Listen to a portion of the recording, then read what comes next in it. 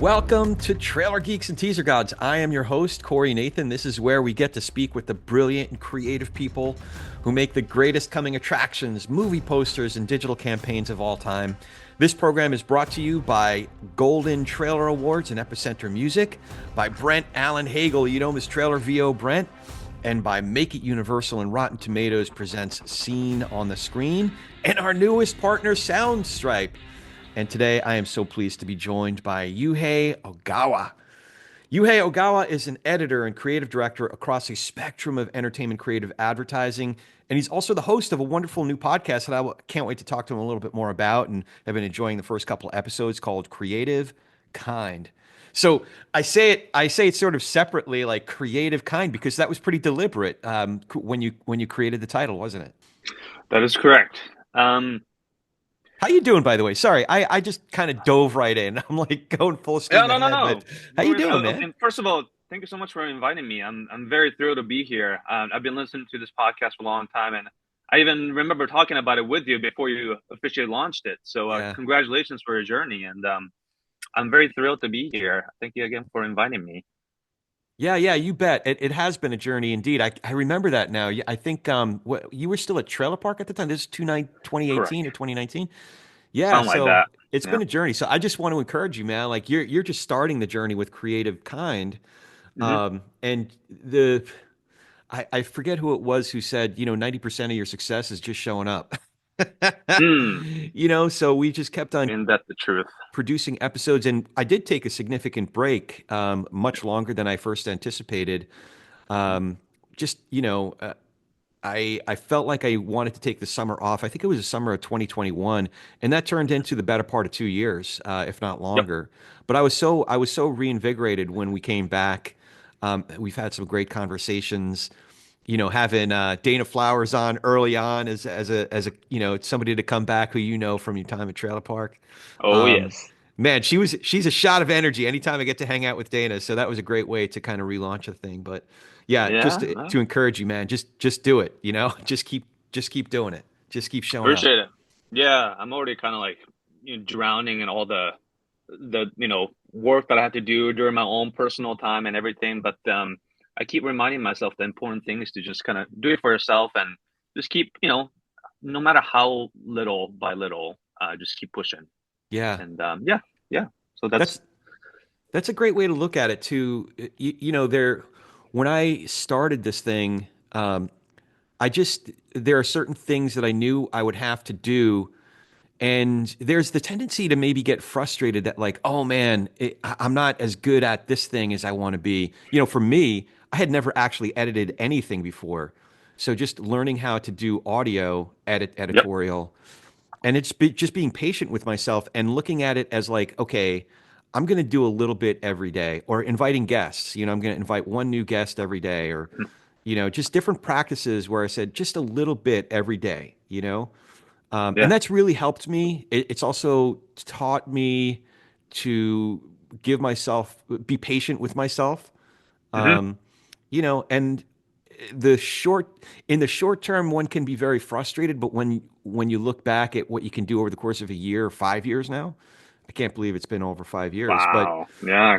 it's like, oh Amazing. wow, I feel like we've done some things over the course of 5 years. Yep. So Totally, man. And the industry is very grateful for your contribution and shedding a light onto all these like creatives who are working like tirelessly behind these masterpieces. But yeah, it's definitely a grind. So it's nice to be finally like being in the spotlight a little bit. And I'm just kind of speaking from like the editor standpoint. But yeah, I think you've done a great service to the industry. So I thank you. Oh yeah, you absolutely. Well, I Yeah, didn't mean man. to talk about Trailer Geeks and Teaser Guys, but because Ah. I'm encouraged just by the spirit of Creative Con. What was your motivation to start the project and to have some of these Mhm. conversations? Yeah, and I mean that's kind of like the crux of like episode one is just kind of like talking about the origin story of like how I mean not came up per se, but how it come to be.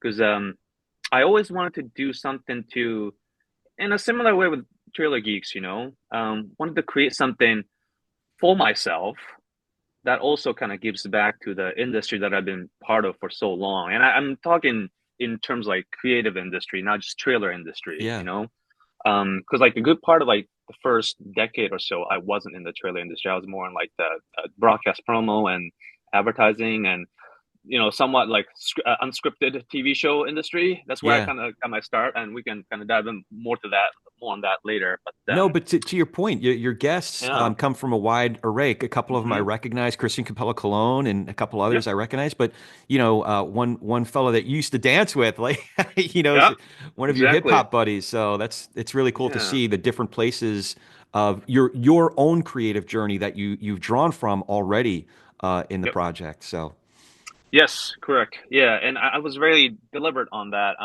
Obviously, a lot of it I wanted to bring in my fellow colleagues from the film marketing and streaming marketing industry.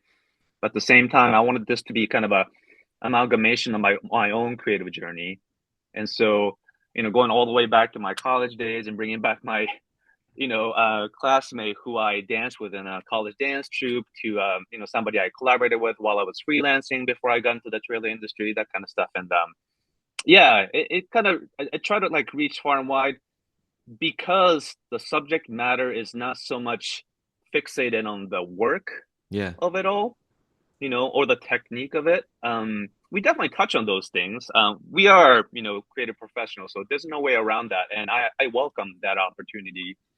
But at the same time, like I really wanted this to be, I hate to kind of phrase it as like a spiritual journey, but like I really wanted to kind of touch more on like even softer than like the softest skills, like this, really be in touch with your own kind of emotional journey and growth. And yeah, I mean, after all, the whole theme is about kindness, and I consider kindness to be practice about thinking about other people, uh, you know, and so and how that kind of permeates into like what we do day in day out, and really kind of want to focus on that. So a lot of the interviewees that I bring on, my guests that I bring on, who really graciously you know um, gave me their time, I try to really talk about their own personal kind of reflection moments. I don't want to call it therapy because it's equally beneficial to me as well to having these conversations. yeah. Um, some But it's things I can therapeutic. It's totally relate. therapeutic to be able to have It's the very, conversation. yeah, and cathartic too. Yeah, Yeah, cathartic. That's a great word for it. Yeah, yeah, yeah. yeah. It's kind of reflecting on your own journey. Some things are you like totally relatable, and some things are like really kind of like eye opening. And so yeah, it's just been a great process. It's definitely given me back so much more than I initially expected. And sorry to go back to your initial question about how it come about. Long story short, like pandemic time for all of us was really really hard time. Um, and I touched on this a little bit in the first episode of the podcast, but like I ironically I had some of my biggest successes as a film marketer, a trailer editor during pandemic, and this kind of void that I felt when I experienced that success. Big part of it is that not being able to be in person with my colleagues who just like worked tirelessly on that campaign, and not being able to really celebrate it, in person and be in that moment. I mean, we just kind of like, gave each other like a virtual high five over Zoom or something, and we kind of like went on our days. And That's part of it. But at the same time, I'm just like really made me reassess, is this is this it? Like, is there what more is there? And so combined with my desire to always kind of want to do create something for myself that in a way gives back to the creative industry. It's kind of start to like really slowly mold into this idea. And initially, I didn't know if I wanted to do a podcast, or I always thought because I'm a video editor, it was going to be something to do with YouTube, something to do with video. That was seemed to be like the natural way of things. But Yeah, also during pandemic time, I started listening to a lot of podcasts, and one of my favorite podcasts is This American Life. Oh yeah. Um, Yeah, I mean, I listen to tons of like news podcasts too. But something about the format and the structure and the storytelling of This American Life really hit the right chord with me. And I always want to do something like that. It's just like this really thoughtful use of like music and pacing of the interviews, dialogues, conversations. So That's yeah, that's great. Yeah, there's definitely some interview format shows that have informed. First of all, that I just study as a relative newbie to interviewing folks in this format, especially. But This American Life is definitely one of them.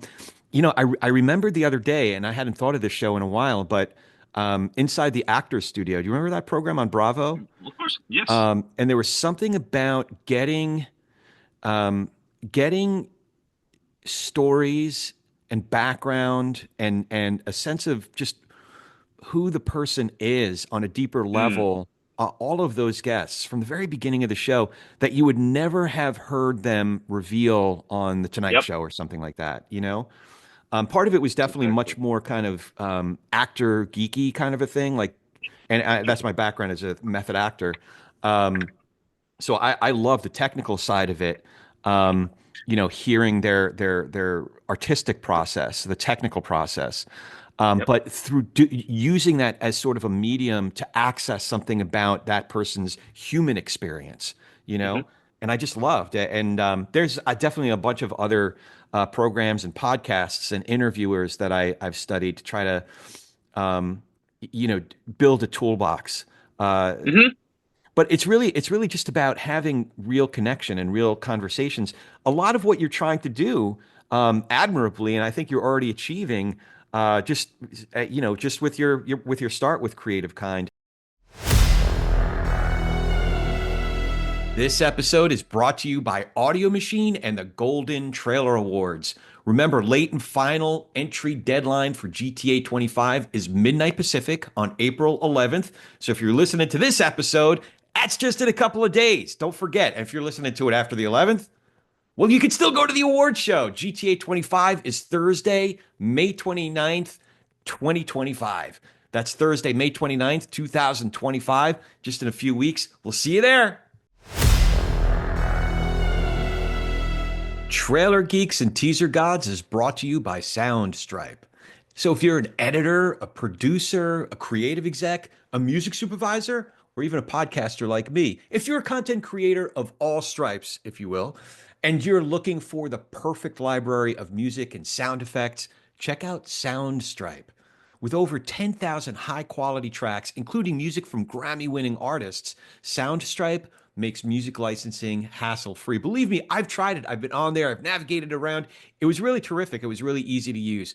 So, with a simple subscription, you get unlimited access to a vast catalog, downloadable stems for creative flexibility, and AI song editing to customize tracks effortlessly. Plus, their seamless integration with Premiere, which is what most of my editor friends are on, it means a smoother editing experience.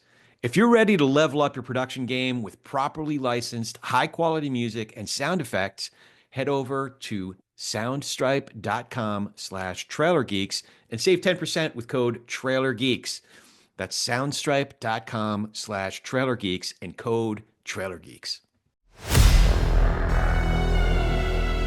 I know it's just the beginning, but is there anything that you've learned that you've been surprised by? Like, oh, I never thought of it that way so far. About anything, like not just the process of creating podcasts. Not just the process of creating podcasts, but all these conversations that you've had, because you've kind of woven together, several different conversations in both of the episodes that I was listening to.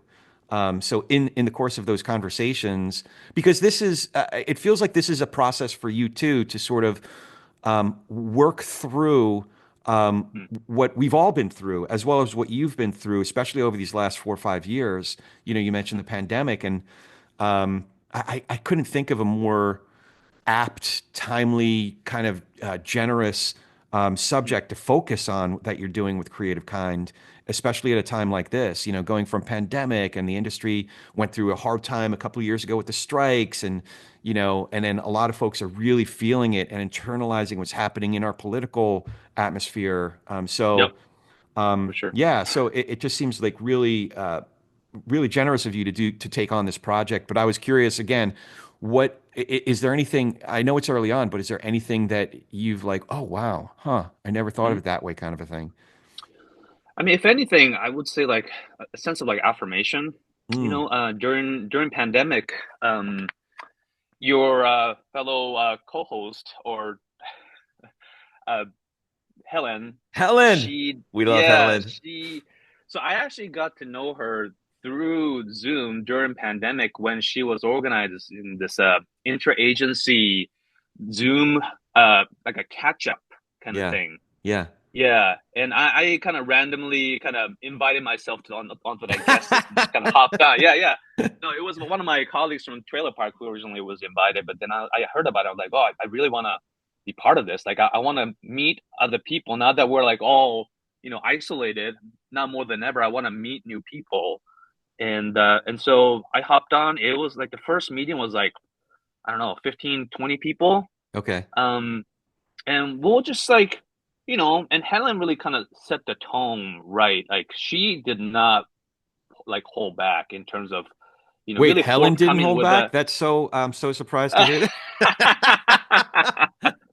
I touche, love Helen. I touche, just love her. touche. Yeah, no, but I mean, like, she really kind of like was really forthcoming with some of the personal things that was happening to her life at the time, and she started with the meeting with that. Yeah. So everybody just kind of follows suit and just like start talking about their own personal struggles. And like I was like, am I allowed to be like listening, like hearing all these stuff? Like, Yeah. we never really like signed any NDAs. We never really like signed, like agreed on anything. We just like, I don't know, seem to have this kind of unspoken understanding that this is all personal stuff that we people are just like really bringing their full selves and just be vulnerable. And that was the first time during pandemic that I really felt like, oh man, like, I mean, in a way, I was really happy to hear that I wasn't alone in feeling that way, feeling Yeah. isolated, feeling, I mean, borderline depressed. I wasn't really officially diagnosed, but like, I'm pretty sure I was going through a phase of depression myself. Um, and so I really, that was kind of the first sign that like, oh man, I guess people are going through shit.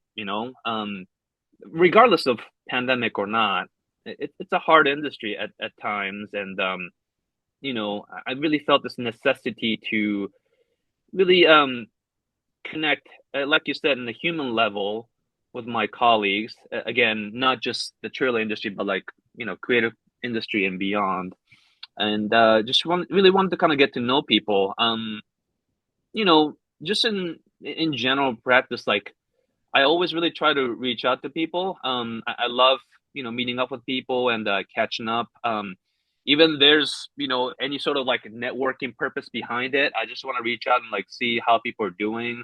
And because of like, everybody's schedule and just the way industry is, it's really hard to like schedule something and stick to it. Yeah. Yeah. You know, but just reschedule until you actually finally get a chance to meet. And sometime it could be like a year apart or a couple years apart or whatever. But I really just trying to like stay in touch with people and find out what's happening with their lives. And I really feel like this podcast was like kind of extension of that because I got to speak with my old coworker from like 10, 15 years ago sometimes and see how they're doing. I've been kind of following, in some cases what they've been doing on LinkedIn feed or whatever, but haven't had a really chance to catch up and, talk about stuff, especially something as, personal and vulnerable as kindness or, your own emotional journey. And so it's whatever that I thought I could get out of this project, it has given me back tenfold, I'd say, and something I really look forward to continuing on as long as I can. As long as I have the energy and the motivation. This you mentioned about all the crazy stuff that's like happening around us, that the world that gets like crazier and crazier by the day. Yeah. I really believe that community building is really important. And I think we do have a really strong community, but not to take that for granted and really kind of work at like really strengthening that bond with your colleagues and friends. I think it's really important. So yeah, these kind of unintended side effects that's just like really feeding my soul, I'd say. It's interesting. I'm not going to ask you to what you learned about the definition of kindness because I want folks to tune in to the program, Appreciate it. creative.kind. Or is that a good way to spell it, or do you say it I mean, differently? creative kind is fine, but Yeah, like that, like Sony's like copy line from like a long time ago, like make believe. It's like yeah, make period believe period. I mean, yeah, that's kind of like the idea behind it. Creative kind is obviously one phrase, yeah. but also They being work on it. creative and being kind. Well, Yeah, so there's a lot of what I do want to ask you about, you mentioned it being what was the word again? Not therapeutic, but uh, cathartic. cathartic, being able to have these conversations, the project itself, and getting involved in the making of something, the doing of Yeah. something. These sound what I would think of, and you also thank you for sharing that you were going through maybe what could have been diagnosed as depression. So to me, it sounds like you were recognizing that and reckoning with it, but also taking steps to build a toolbox for what you were going through and what a lot of us were going through. Are there Mm. other tools that you try to work into your daily or weekly routines to help you, just kind of stay mentally, emotionally, spiritually healthy? I mean, this is way before the pandemic hit, but like yeah, I mean, I definitely got into meditating using apps and whatnot. I'm a big fan of the Headspace app, but Yeah, me too. Every day, every day. I hit yeah, I hit and for the I first time. I just hit 50 days in a row, and I think I got up to oh, almost 60.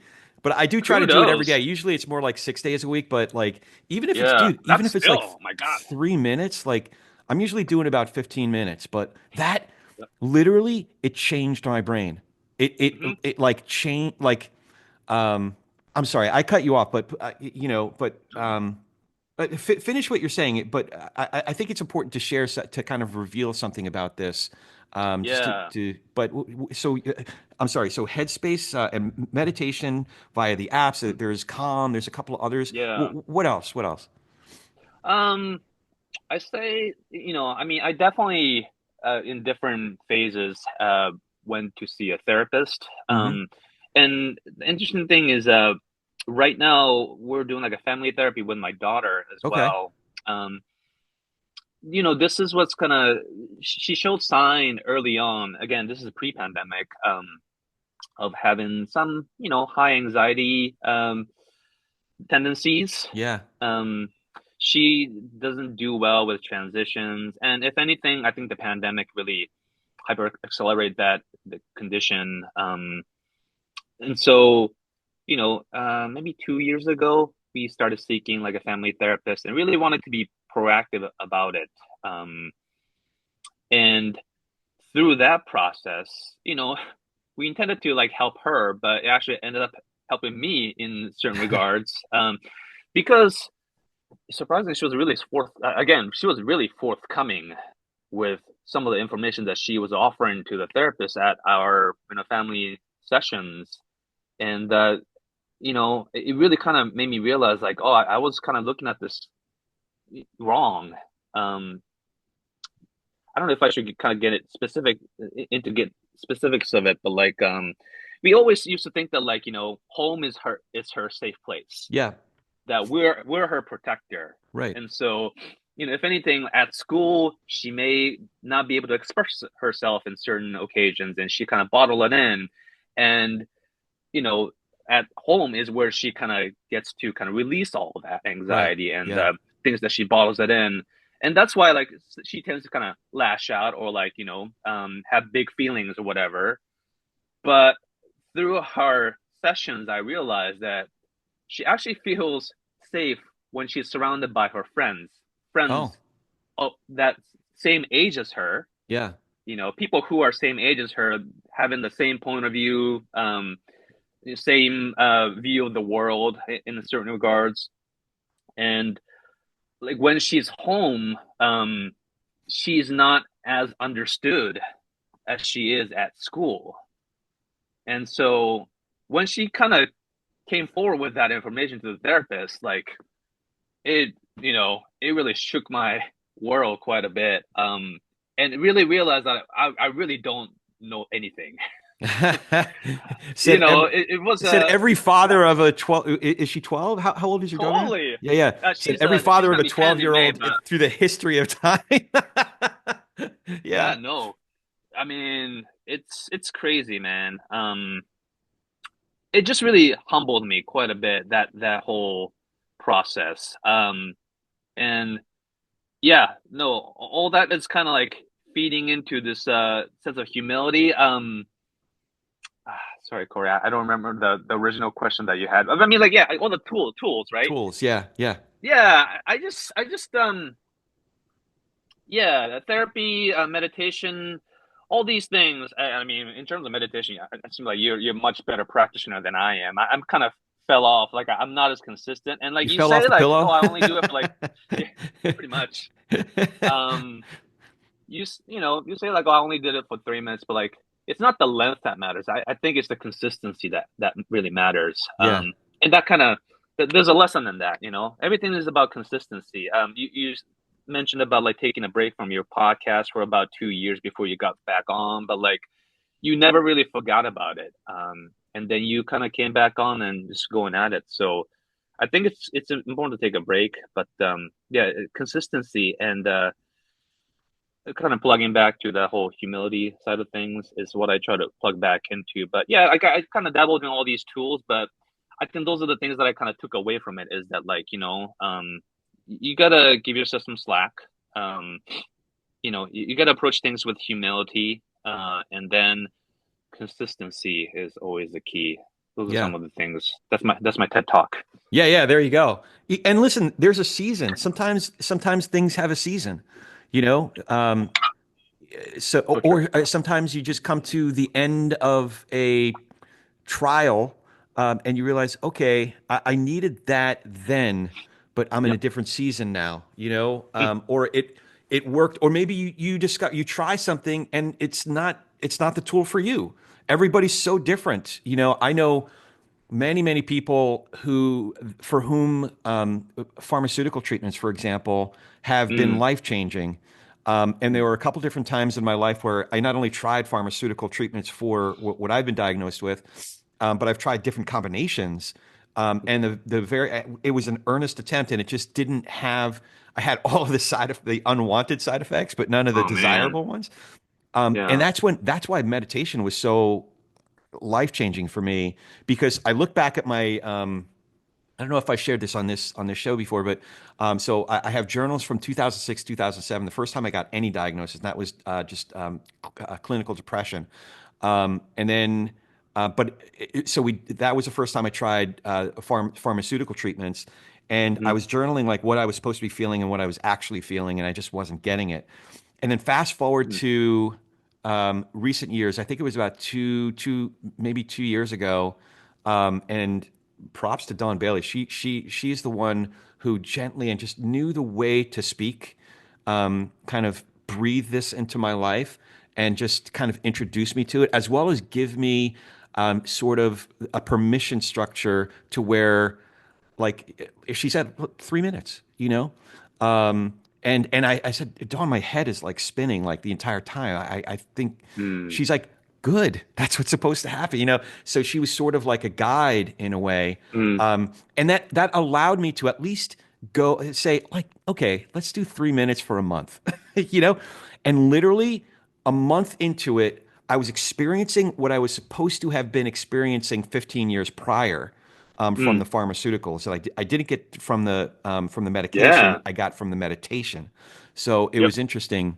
But by that time, I had gotten a fuller diagnosis, manic depression, so Mm. bipolar, a form of bipolarity. So, so let me just say publicly, like, if I was having an episode, and somebody was in the way of me being, being that, I'm sorry publicly. Like, Hmm. so Yeah. sometimes it sucks. Like, Yep. Yep. other times though, people were like heroic. Just to share with you, I don't know how many folks know this. I think Gertu knows this and Ashley Falls knows this. But the first Cleos we came back after pandemic, I had a full on freaking panic attack, like full freaking, like thought I was having a heart attack. Hmm. I was just like, it was awful. It was an awful, awful experience. And Hmm. Ashley's husband actually was there, and he was like, "Hey, dude, we're just gonna go outside. We're gonna get some fresh air. We're gonna sit down. I'm wearing a Mets hat for if anybody's gonna be watching the video at any point. I'm watching. See, we're gonna talk about the Mets and the Yankees. And by the way, the Yankees are awesome, and the Mets suck. He's a Yankees fan. I'm a Mets fan. And Oh, he's wow. like What a totally great guy. talked me through it, and just so I can get my breath Yeah. back. But there have been other Wow. times when I would have an episode when like my brain, like the monster part of my brain. I got with manic depression. Sorry, this is we're getting into a whole other No, no, topic here. please. But I with love manic this. depression, what I've learned is that there are safe ranges. So Hmm. when I stay in my safe ranges, it's like kryptonite. Like when I stay in my safe ranges, Hmm. the manic side of it or the depressive side of it, I can use it as like my superpower. But if I get outside of into the red on those ranges, Yeah. then like bad shit goes down. So Yep. there have been times when that definitely happened, and I'm trying to learn that. It's all a process. The Yep. meditation has been my most powerful tool to help my brain kind of literally rewire. Like I've Hmm. studied a lot of. There's like neuropsychological studies on this. One great practitioner and scholar is named Rick Hansen. He has a book called Buddha's Brain and a couple of others, Neurodharma. So Hmm. he talks about your brain literally like rewiring. So my Yep. brain's been rewiring over these last couple of years. Hmm. But I always have to be on guard because I'm still human. I'm still, I still have Of course. a proclivity. Um, Yeah. yeah, it's just been a process, man, and learning to recognize the signs of whether it's a Hmm. seasonal thing that's happening or just an Hmm. instantaneous, like an in the moment thing that's happening, Yeah. recognizing the signs of when my head is Hmm. going in a bad place and sort of disrupting that. So, sorry, Yeah. I'm That's going to wrap a powerful. bow on this, but like where there's a direct tie to my meditation practice Hmm. and this thing, recognizing signs, it's called noting. So in Yep. meditation, when your brain So starts to powerful. you just, oh, that's a thought. And sometimes you go a little bit deeper. That's an Yep. unpleasant thought. And you just get back to your breathing or whatever your anchor is, right? So I'm practicing that in meditation so that when I'm having Yeah. what might be an episode, I can note it. Oh, Yep. I'm having a reaction to that, just kind of Hmm. note something so that I can get to, all right, just breathe. Here I am. I'm sitting on a Yep. chair or, the air is kind of cool or whatever. Like, Yep. so you can get into the moment and out of the spin out, if you will. So I don't know if Yeah. that helps, but No, no, it's such a powerful tool. And I completely agree. one of the coolest things about doing this program is I get to collaborate with friends of mine, not just friends, but friends who are the best at what they do, like my pal Brent Allen Hagel, Trailer VO Brent. Brent, how you doing, man? Wonderful, Corey. And I think, critics and audiences would agree to that. So, do Trailer VO guys always talk that way, or do you ever break character? Would never break character. Cocktail parties, they say, hey, can you do the voice thing for us while they all drink a beer? Do you do the voice thing while you're drinking a beer? I've never tried. I could probably win an award for that. Oh, see, you're already breaking character, man. If we go on too long, you're going to start sounding like Gilbert Gottfried or something. It'll be like this. Hey, yeah, it was the podcast that did it to me. Evan. All right. So before we hit it, we get back to the show. How can folks find you? BrentAllenHagel.com, Brent, Allen, Hagel, Hagel.com on the interwebs and social media at Trailer VO Brent on social media. It's a great follow. Thanks Thanks, Brent, and thanks for helping out. And now back to our show. I remember like just maybe a couple of years into, practicing meditation through Headspace, like I remember talking to my friend that like one of the things that helped me the most was this noting technique. It really kind of helped me like kind of step out of my own kind of mental or emotional state that I was in. And I was able to just kind of observe it. In a way, giving yourself like slack, Yeah. It's okay that this is happening. Just be present with it, just acknowledge it, and then it'll pass because it's not gonna be forever. Yeah. It was such a powerful tool. So I completely agree. I'm on board with you on that one. And my actually dad was diagnosed with manic depression about a decade and a half ago. Oh, wow. And your dad's a very Yeah, accomplished guy. Like he was a diplomat. Am I remembering that right? correct. Yeah, he's a retired diplomat. The last station was Japanese embassy in Baghdad. Yes, you know, and it's one of those things that like in traditionally in Japan, like men are very like stoic and they don't Yeah. really talk about their feelings. None of these came out during my parents' marriage. It's probably has something to do with their divorce or whatever. He was always this kind of like silently struggling type, and Mm. it just made a lot of sense in retrospect. And so I don't know if it's because of that, but I try to be very like honest with my emotional struggles. I try not to hide it. Like we were just talking about earlier. It just makes us more human. Um, and I don't want to sound like I'm plugging my podcast constantly, but like I mean that's why I really decided to do this. Is that like I think it's okay for us to talk about that. Hey, we're like people, Yeah, you know? absolutely. Yeah, and Yeah, the industry has such high demands from so many different angles. It's the the stakes. You're working on $200 million pieces of property. hmm You're and they can be made or broken based on the work that you're contributing to that campaign. The time that it takes to really craft something that will break through all of the like, as well as like the other human beings and what everybody else is going through. And there's so exactly. much. There's so much. Yeah. Speaking of which, I really appreciate being able to talk about this and Creative Kind, your work there. But you're also a pretty fucking kick-ass trailer guy. I appreciate that. Thank you for Yeah. saying that, So man. how did you? So I know that you hip hop. We talked about hip hop dancer in college, but how do you Yeah. go from hip hop dancer to on-air promo, or was it reality TV first and then on-air promo? First, it was an unscripted TV show that was being produced at this production company in Boston, Okay. which turned out to be the mothership for what known now as Queer Eye. Okay. All right. Yeah, Netflix's Queer Eye. It was initially a network show that was sold to Bravo back in early 2000s. Yeah. But I kind of stumbled upon the production company called Scout Productions. Um, and I was working there as a night assistant on another unscripted show Okay. that we were developing. It was like a developing show development boom at the company because of the success of Queer Eye for the Straight Guy. Um, and that's kind of how I like learned my ropes. But like coming from college, through my hip hop dancing crew thing, I did like a videographer type of thing too. I joined the college TV station just so I can kind of play with uh post production facility and the editing tools that they had there. That's kind of how I taught myself how to edit, So and were you so I were you wanted to really cutting continue on on? that. Did they have you on Final Cut or was it an Avid back then?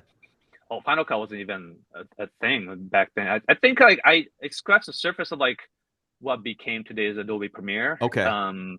Yeah, it was just some different kind of hacky software back then, but it was all non-linear, by the way. I never had a chance to learn how to linear edit. Um, and so yeah, in college I just kind of started, teaching myself Premiere, and then uh, for this unscripted show project at Scout Productions, I learned how to use Avid. Hmm. So that was kind of the beginning, and then unscripted shows. I don't know if it's kind of the the same today, but like they just kind of LLC based on the project, the title that they were developing. Yeah. So the show that I was part of ended after like 2 years. We had a really great run. We pumped out like 4 seasons in that show. It was a like a room makeover show for teenagers that aired on ABC Family back then, and I learned a lot. I started as a night assistant, just logging hours and hours of footage that was being recorded because back in those days, unscripted shows are truly unscripted. Yeah. They just kept the camera rolling. They Yeah. didn't think like write stuff. And so yeah, I logged that stuff overnight for the editors to edit in the morning. So I did that, but then after 2 years of working on that show, by the end of it, I was actually being promoted to one of the senior editors, Oh, just wow. actually cutting like the episodes and stuff. So yeah, I clearly had like kind of a natural instinct for this kind of stuff, and people were recognizing my talent, and I really freaking loved doing it. Yeah. And so after the show ended, the LLC got dissolved, everybody got let go. I just really wanted to continue on this journey of like being an editor. And I came across this broadcast promo company called Viewpoint Creative that was working on a lot of stuff like Discovery Channel, Nat Geo, HBO. And I basically, the biggest challenge back then for me was a company to sponsor my visa because I Oh. was not an American citizen back then. Yeah, I only had my Okay. student visa. Yeah, so H-1B visa is what I needed back then Yeah. to stay in the US and continue working. And Hmm. so I basically made a bet with the owner of Viewpoint Creative that 2 weeks I'll cut everything you need for like $600, all cash under the table. And if you like my work, sponsor me. Oh, wow. And yeah, I like made a bet, and you know everybody loved what I was doing. Like whatever I was being taught, I just absorbed it and like spat it out onto the canvas and just like did it. And so yeah, they agreed to sponsor my visa, and then they ended up sponsoring my visa for like 2 years until I got my green card. And so the rest is history. Today I'm a proud yeah proud American citizen. That's great. You said, yeah, I Yeah, understand right yeah. now. So vocationally and creatively, what I'm hearing, and correct me if I'm wrong, is going from unscripted TV to initially promo. Mhm. There's a similarity there because it sounds like the kind of unscripted editorial that you were doing is actually related to what you have to do in promo and then ultimately in trailers, which is Yep. take a whole lot of material and then distill it down into a coherent story. Um, whether it's like however many hours of the unscripted, what they were shooting and distilling it down to a half-hour show, or 2 or 3 hours of a movie, or several episodes of a series and distilling it down into 30-second spots or a 2.5 minute trailer, right? Is that fair to say, or was that Oh, how you were totally, able to totally, gravitate? definitely. Yeah, even back in the unscripted, show days, we get so much like show notes from the field producers Okay. because we're not watching things unfold. Everything has to be kind of absorbed through the information that you're given, and really pay attention to like the narrative flow that we're all kind of collectively trying to create here. And so, when I switched over to the broadcast promo world, it was mostly kind of like 30-second TV commercials or whatever. It's the same thing. We're given the script, we're given the footage, what the clients are looking for, and just really kind of try to absorb all that information, distill it down into key elements. So yes, you are correct. Now, something else I noticed, if folks who are listening get a chance to go to Yuhei's website, it's youcutit.com, Yucutit. And I Yeah. was just really enjoying like clicking on everything from the 15s and the 30s to the 2.5 minute Mm, pieces you did. One thing I noticed is there's something a little bit different. And what I was picking up on is that there's like some people will compose a sound bed, right? And then that'll be their entry into a lot of different pieces. But with you, it's even more specific than that. I noticed that there was like sort of a rhythmic foundation, kind of each piece had sort of a, it wasn't just sound. Like sound obviously went on top of that, but you were taking me on a rhythmic journey for every single piece. The work had a sense of time, the way a percussionist would have a sense of time. Hmm. Or specifically, if the percussionists that I know that are also composers, is that something that you're aware of, or something that's kind of built into you from your days in dance, or um, am I reading more No, into it no, than no. they? You Okay, you hit the nail on the head. Yeah, no, exactly that. I think. Yeah, I mean, in the early days of my editorial career, like I always kind of refer back to my dancing background as this kind of like a hand in hand thing that really kind of feed off of each other. yeah, You know, that kind of musicality and like understanding of like the movement that came from my dancing days really kind of like fueled my like artistic style as an editor. And so yeah, it's always fascinating to hear what people think about my work. But I'm glad that you saw that, you sensed that, because I think that's part of who I am, you know, yeah. being a dancer, being like, I never was really into like music per se. I never played instruments or anything like that, but dancing was my way of being close to the music and really understanding and collaborating with music in a way that wasn't, you know, possible sometimes with editing. And so, yeah, I really pay attention to movements. I really pay attention to musicality. In certain regards, like, you know, even before I put anything down on timeline, I kind of hear it. I kind of hear it in my Oh, head. right, yeah, It's like, I don't know. I don't want to make myself like sound so self-important, but like, you know, like the great sculptors like see a block of wood or whatever, and they see yeah. They the see finished their product inside. sculpture underneath that wood or Exactly. that stone. Yeah, Yeah, and they just like have to let it come out. And right. like sometimes I really feel that like it's already there. I just have to give it a shape and make it visible, make it, you know, materialize in a way. So I could see that because if you're screening the movie or what elements you get, sometimes the movie itself gives you hints. You know, mhm, I share a lot. I've shared what Chad Miller told me about one of his mhm, first big pieces, the original Fast and Furious, where there were so many gifts in his screening of that movie, from revving engines and screeching tires and footsteps through a hall, that all have sound, right? And it gave him hints as to how he would construct, put together, you know, there we his go. version of a trailer.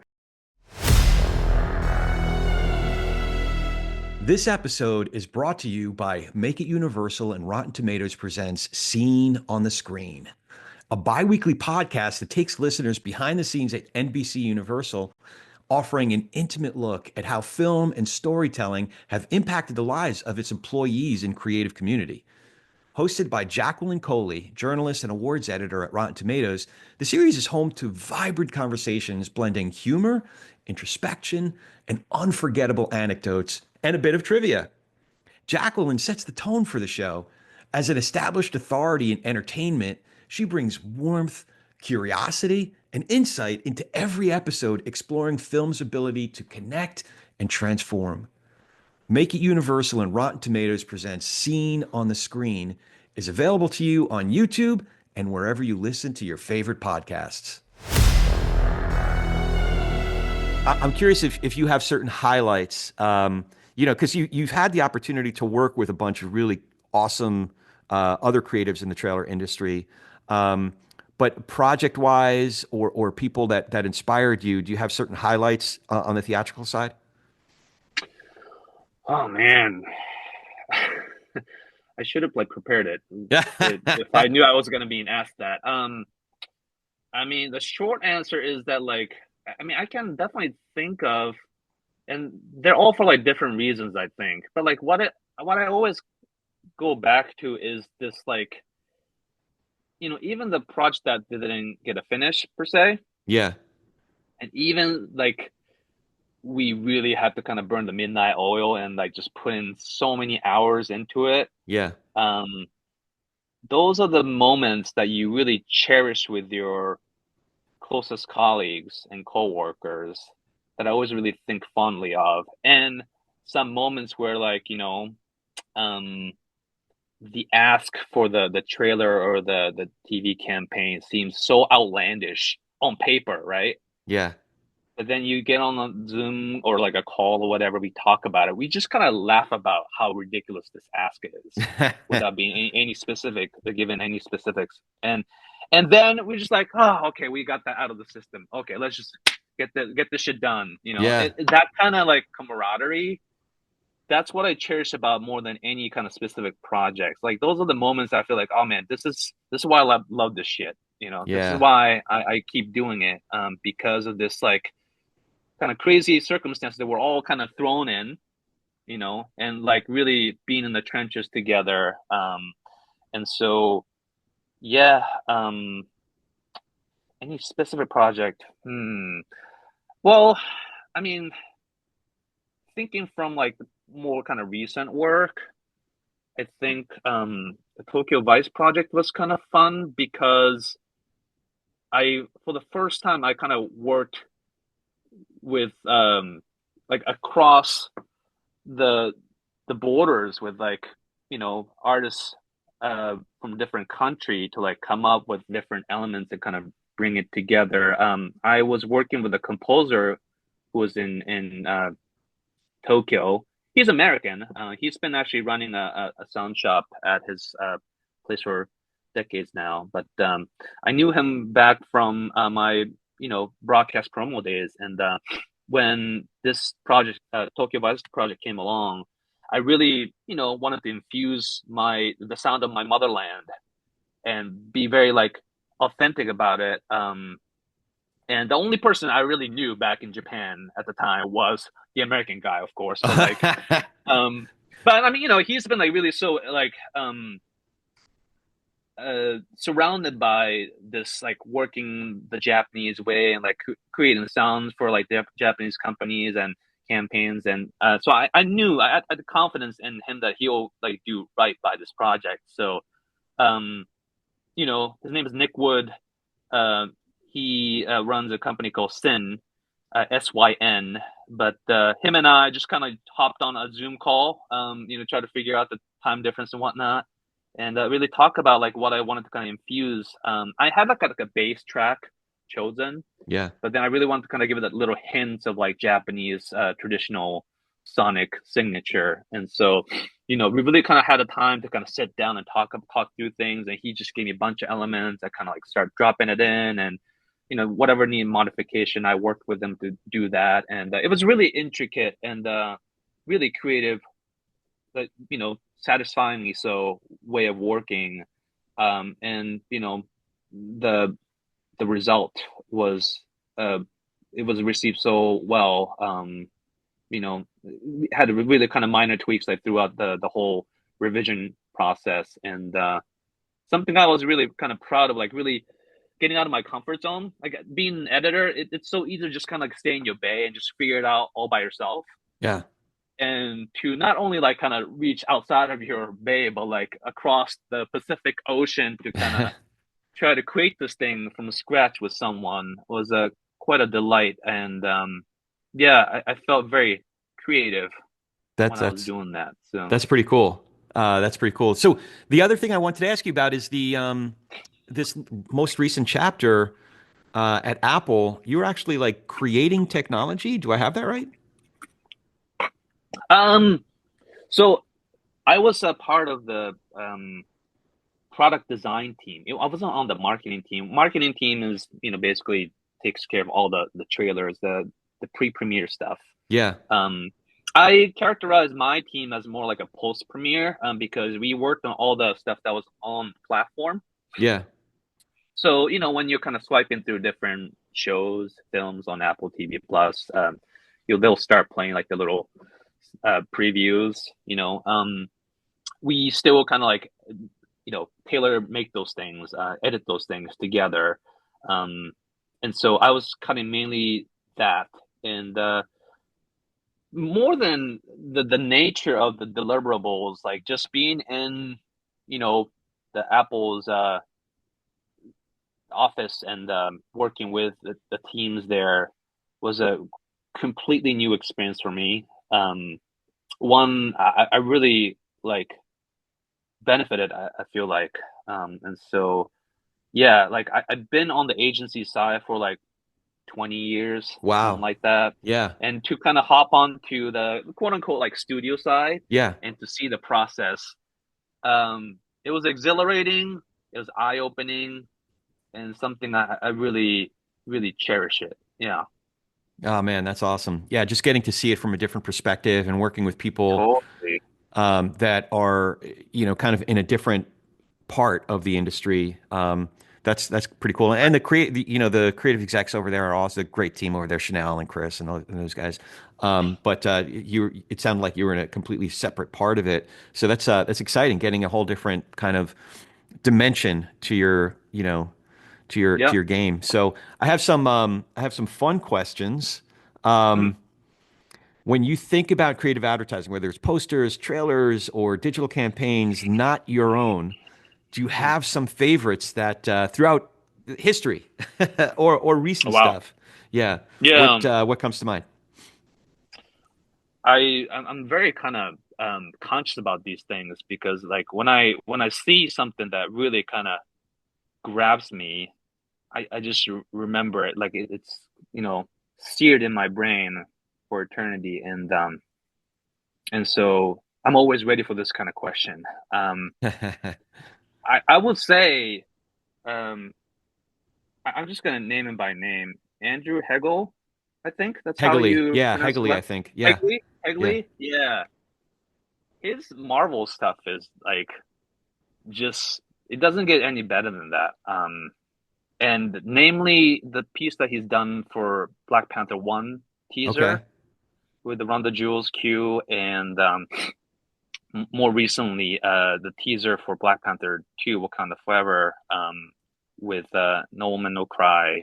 Um, it's like it just elevated a superhero movie to just like a whole different dimension. I really believe that he's one of those like generational talents in our industry. And I just give him so much, not even credit. I just worship his work. I briefly had a chance to kind of work alongside him when we were working on the Falcon and the Winter Soldier campaign, and we actually had like opportunity to see his kind of work in progress cut, and like even that, somehow like my piece ended up finishing, which I'm forever grateful for. But like, it just kind of shows that like whether your work finished or not, there's always gonna be this like great piece of work that's been created that will never see the light of day, Yeah. and you just have to kind of appreciate all that like creative effort that goes into these these campaigns. um and so that definitely comes to mind. Like those two Black Panther teasers that I just mentioned are definitely like two of my all-time favorites in terms of trailers. And Which, by the way, I have to say that historically, in-house departments and even calling it an in-house department isn't mm, is I almost not giving it a fair shake. But I think what that whole team, Ann Muggleby and Josh Dunn and those guys have been able to do. Andrew obviously is doing some great work, but they've had other folks along the way. But mm, like, it's really remarkable how how high of a bar they've set creatively to where some of the other best agencies in the industry and other best creatives in the industry are looking at their work because historically that hasn't been the case. But mm, I think there are a couple examples of that, what they've been able to build over at Universal as well as over yep, at Disney, that's our job. Yep, that are just kicking ass. So props to them. I'm yeah, glad you pointed out Andrew's work. I've been aware of his work since his Mark Woolen days, and yeah, it's really yeah, remarkable some of the stuff that they've been able to do. W- yeah. I kind of hesitate to like even mention this, but like Chris Park, our mutual friend, rest in peace. Yeah. When he was, I can't remember whether he was just about to leave Trailer Park or like when he just started XAV.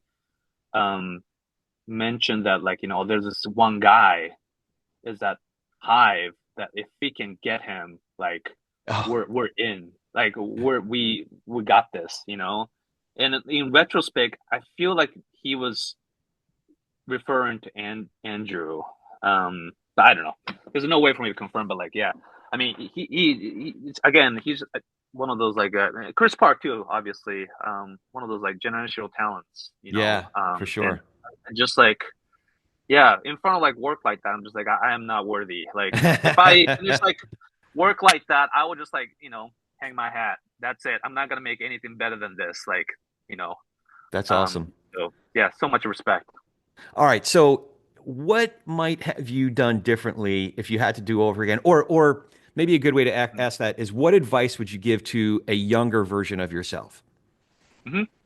Totally. And this is actually the theme of my like current episode of the podcast. But like one of the things that I definitely didn't understand when I just came into the trailer industry is that, you know, there's a whole campaign behind whatever the work that you're working on, whether it's a trailer or a TV spot or social digital spot. And if you're a key artist, a poster, um, that you are a part of, like this much bigger thing. And so just because you cut some kick-ass like 30-second spot or like a trailer doesn't mean it's the right thing for the campaign, the overall flow. So that like situational awareness is something that I completely lacked when I stepped in to the trailer world. You know, I'm just so used to just cutting like a single standing 30-second TV spot that just needed to like just have all those elements. Whereas like campaign is like, you know, not only like dispersed on different mediums, different deliverables, but like also over time, like it needs to progress and build that anticipation and excitement around a title. So I just didn't understand that. And you know, especially coming back from my short stint at Apple and again being on the quote unquote studio side, like you just understand the context of how these discussions happen in terms of, you know, how creative decisions are made for a campaign. Like being on the agency side, it always baffled me when like the campaign seemed to completely do like a 180 over almost like seemingly overnight, and you just don't understand why these things are happening, why these decisions are made. And you just Yeah. get, you know, angry. Like you almost like you do take it personally because again, this is like another theme on my podcast is that like we are creative people, and what that means is that like everything that we present to our colleagues, our you know creative directors, our clients, has a little bit of us in it. It's very personal, you know. If not handled with care or being acknowledged, like it could be very detrimental over time. And so, you know, like I always used to just take everything so personal, like the feedback, the notes that you get. I'm like, Yeah. why are these people like ruining my work? Like doesn't make any sense. Like I'll just take everything personally, you know, in the early days. And it's still it's hard not to like it's like a learned thing that you have to unlearn.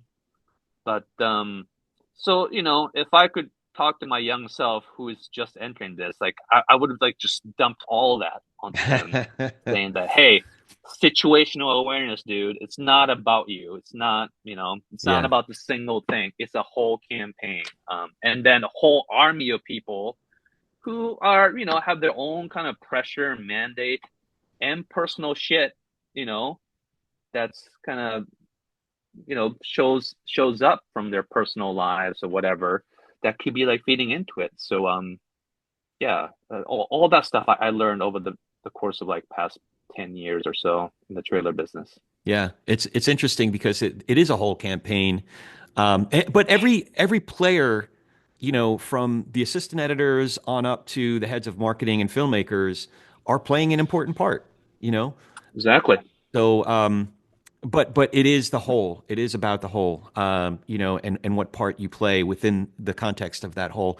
So, what about the future of our industry? Where do you see things going, whether it's over the next year, 3 years, 5 years, if you want to go that far out? How do you see the industry Mhm. evolving?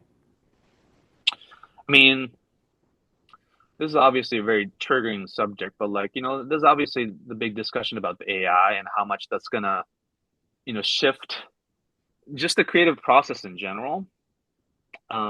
Which, by the way, Greg And like I'm Harrison, who's been on this show, he was on the show about a year ago, and we talked a little bit about AI then. He has a Substack on this. I'll have to make sure to look it up mm, and put the link to in the show notes.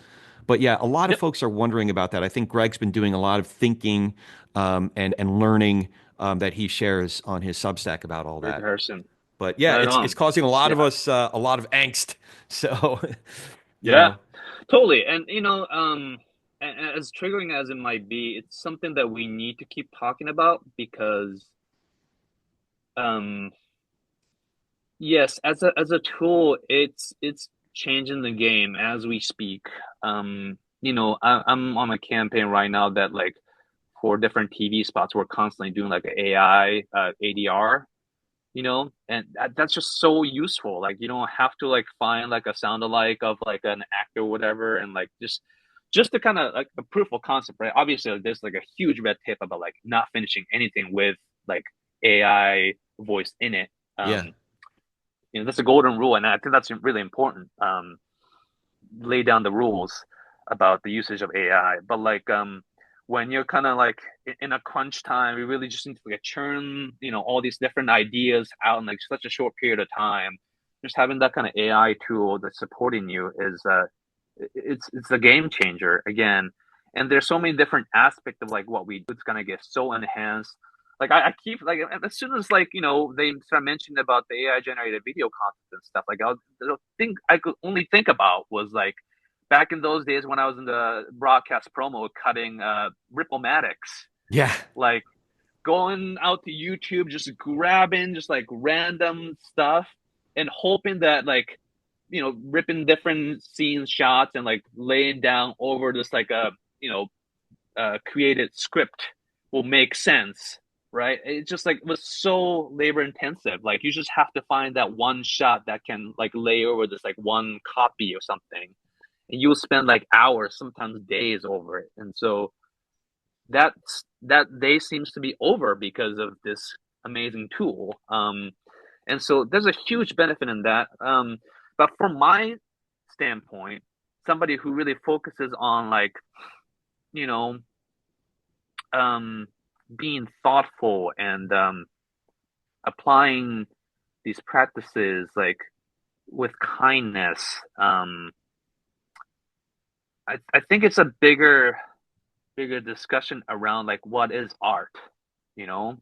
Like if you just like prompt something into the AI generator and it just pops up this like amazing art, like is that really art? And I think that's something like we need to kind of continue discussing.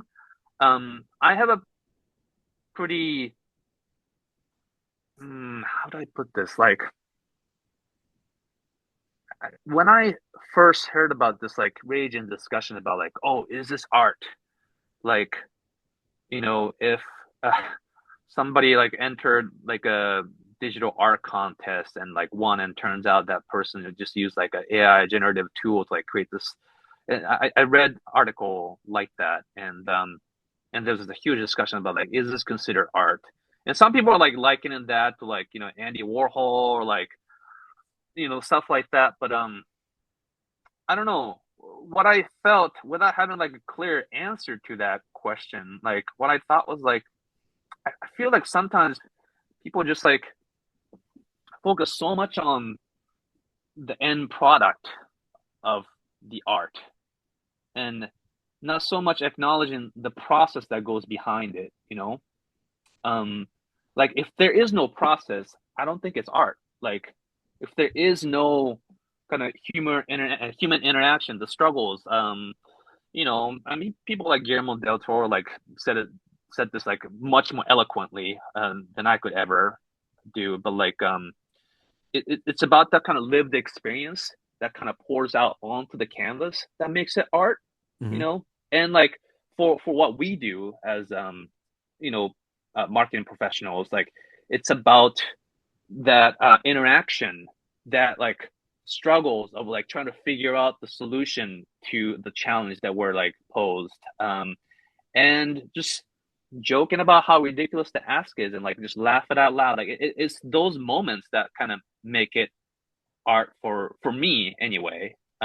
It's all that process of collaboration, all that process of like really kind of struggling through, and you know, for me, again, something like this podcast is something came out of my own struggle during pandemic.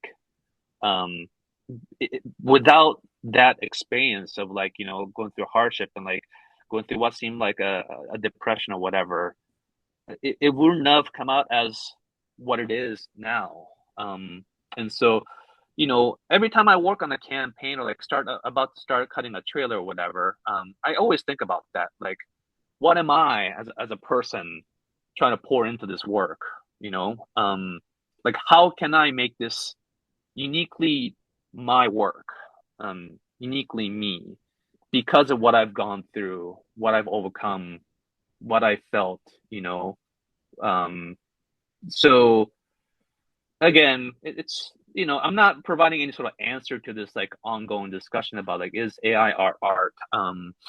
But I just want people to really think about when you say the word art, really think about what we're talking about, you know. I feel like, and this goes like much wider in scope, but like just even thinking about my daughter's school, right? They don't have like a built-in art classes anymore. School have to like pay extra money to go outside to bring somebody in to teach kids art. And I question that. Like, is art not really deemed, or art or music, you know, it deemed like necessary? Like, are we shifting towards a science society where, you know, math and science, which are obviously important, are somehow more important than like art or music?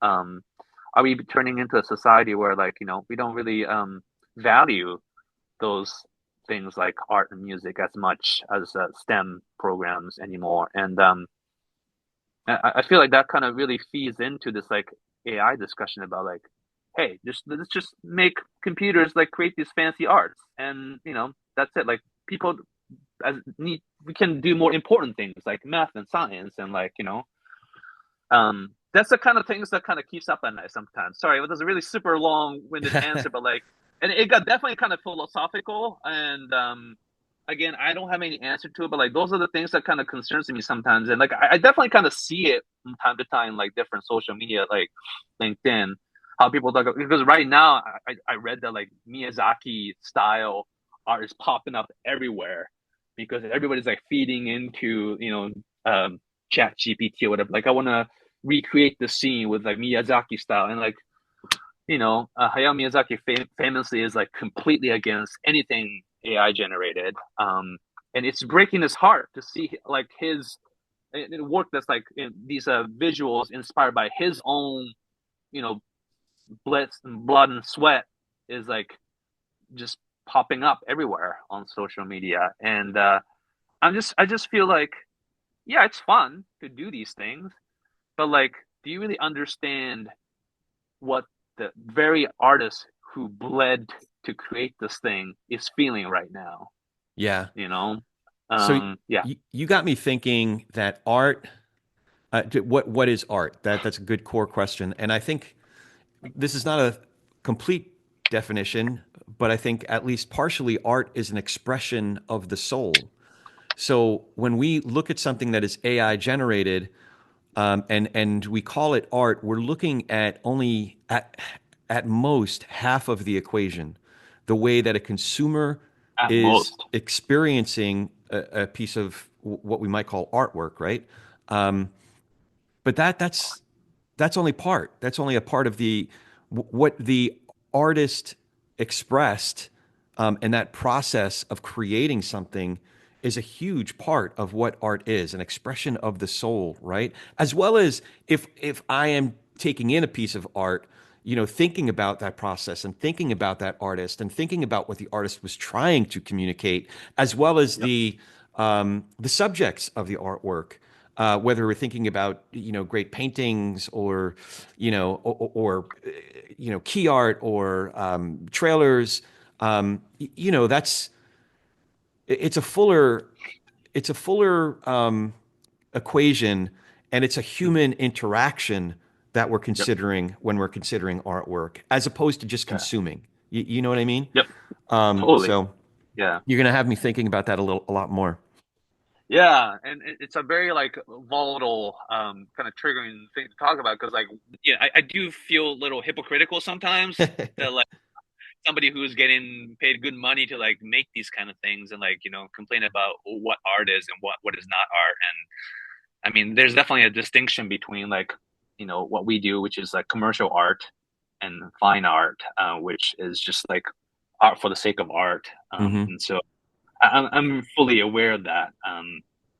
But yeah, I mean, like to what you were just saying, like, and I have nothing against even like digital art, right? But there's something about going to like say museum and going up to a painting and look at like this like single brush stroke and think about what this artist, the painter, was like thinking or feeling when he made that stroke is part of my experience like appreciating art. Like it really takes me somewhere, Yeah, yeah. I had you that know? experience in Spain at Prado in Madrid. And the first time I ever experienced that, because I'm more of an audio guy, like sound Mm. really affects me, but not visual. So it was the first time I walked into a room and I was stopped in my tracks by a painting. It was Las Meninas by Velázquez. And I just sat with that painting. It had to have been for at least a half hour, Wow. and just took it in. And all of those thoughts came over me, like who Velasquez was, what he was trying to communicate, who these Yep. characters were, for whom was he depicting this scene, right? And then I went upstairs, and maybe I was just already in that mindset, but there was a Goya Mm. where he was telling an entire story with this grand piece of art about an entire town. And again, I Mm. just allowed myself to sit with it. Yeah. Um, Anyway, I love I that. could do this all day, but I feel like I want to be respectful of your time here. I don't appreciate Last couple questions. Do you have any questions for me? that. Well, I don't know if it's a question more than a request, but I think you should continue doing what you're doing. I think you're doing great work, giving back so much to this community. And again, I appreciate you for doing this. I appreciate that, man. Yeah, it's Yeah. been great. You know, part of the reason that I started this thing was because there's so many people in the industry that I just want to hang out with. So it was Me almost too. like a Me too. vehicle for like an excuse for me to reach out to those for Barbara and then Seth Gavin and Tommy Gargoda and Yeah, like, hey, we get to hang out for an hour. It's a so exactly. and then we get to share the conversation with others. So that's cool too, and just a connecting point. So it's been a real treat for me as well. Um, Yeah. Before we go, how can folks find you online, get more information about Creative Kind and all of the great work that you're doing?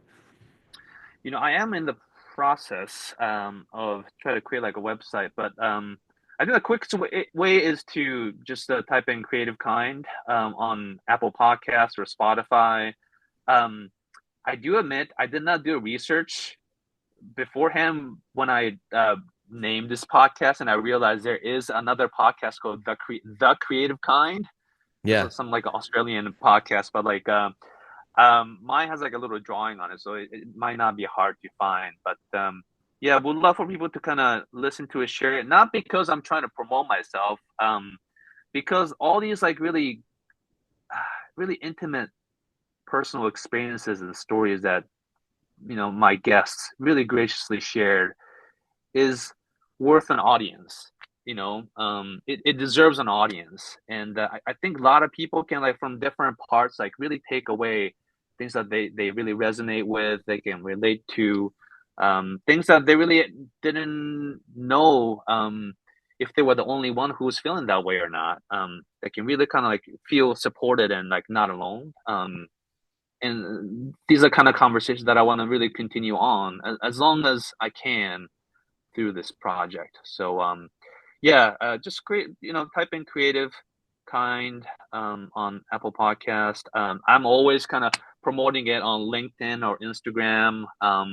You know, I probably should create a link on my website too. I haven't done that, but yes, It's that's super easy kind to of find, and we'll put a link to that in the show notes as well, appreciate to that. make Thank sure you. folks can find it. Yuhei, this was awesome, man. I'm so glad to get to have this conversation with you. We covered a lot, so thanks for I doing appreciate this. I that, really man. appreciate it. Yeah.